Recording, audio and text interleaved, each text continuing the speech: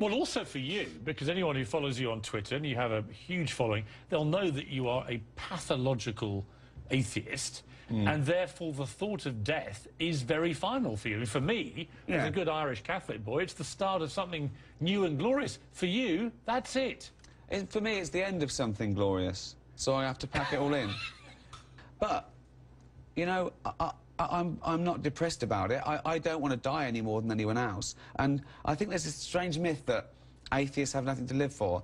It's the opposite. We have nothing to die for. You have more to live for. We have everything to live for. Yes. Yeah. I would imagine you have a more focused attention to life because you think it ends when you die. I think it's precious. I think it's beautiful. I think the world is amazing. I love people, animals, art, every hobby. I can't believe my luck that I'm alive for these 70 or 80 years. Might be less. Wait, you know, I'm not long for this world. My nan used to say that. She lived till 83. I think it was 40 years we were going, I'm not long for this world. What are you said the things you like. What are the things that really annoy you?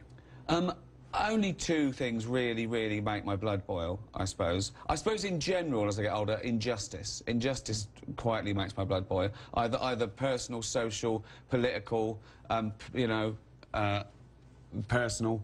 I suppose the two main categories are religious intolerance, this arrogance that you think, you know, arguing over whose God is right sort of gets me down a little bit, you know. And I've got no problem with spirituality. I really haven't. You know, that's another myth. And I always try and make the difference clear between spirituality and religion. One is a very personal feeling, a journey, a hope, or whatever, a need, you know, a joy.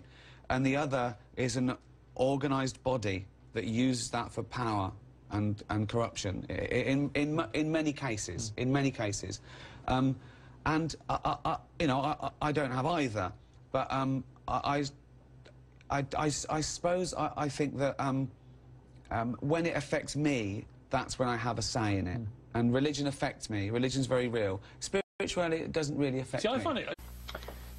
I really like pretty much everything that he said there. So the best part, without a doubt, was that great quote. Somebody needs to meme this up right now. Atheists have nothing to die for. We have everything to live for. I could not agree more.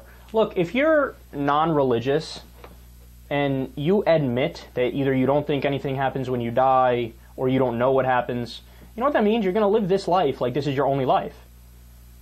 You're going to look for meaning right here in this world. You're not postponing meaning until you die to maybe have meaning in the afterlife. You're focused solely on this world. You know what that means?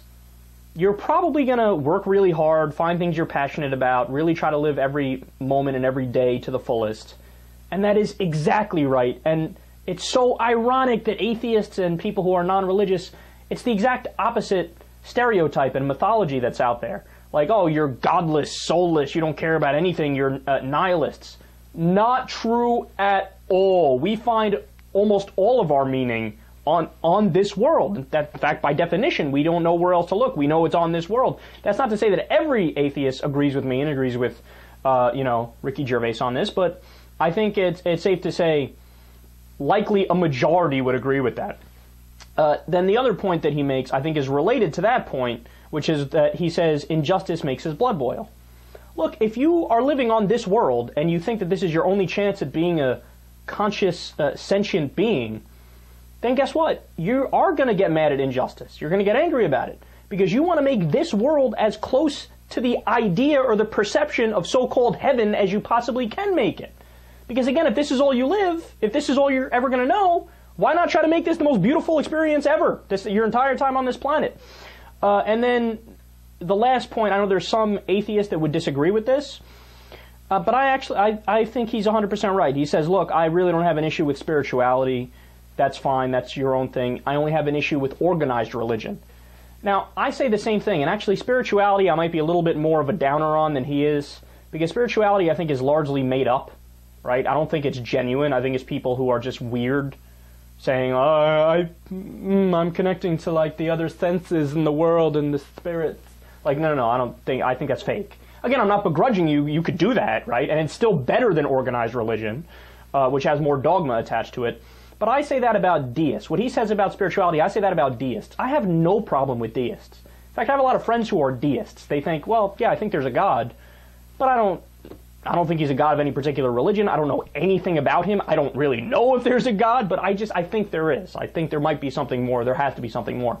Look, that's fine, man. The only issue I have, apparently the only issue that Ricky Gervais has too, is when you say, I am part of this clan, or this sect, this religion, whether it be Islam or Christianity or Judaism or Hinduism or Buddhism or any of them, right? Because inherent in doing that, it's exclusive by definition. Like, I am right about the existential questions, you have to be wrong.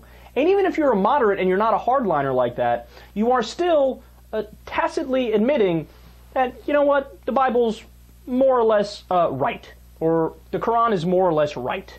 And then if you say, well, look, I don't agree with that either, well, then guess what? You're not religious. You're not part of that group. And the problem is, none of those holy books are anywhere near factually correct. We can show you, we can demonstrate that the claims they make are demonstrably and verifiably untrue. So there's no reason to be a member of any of those groups.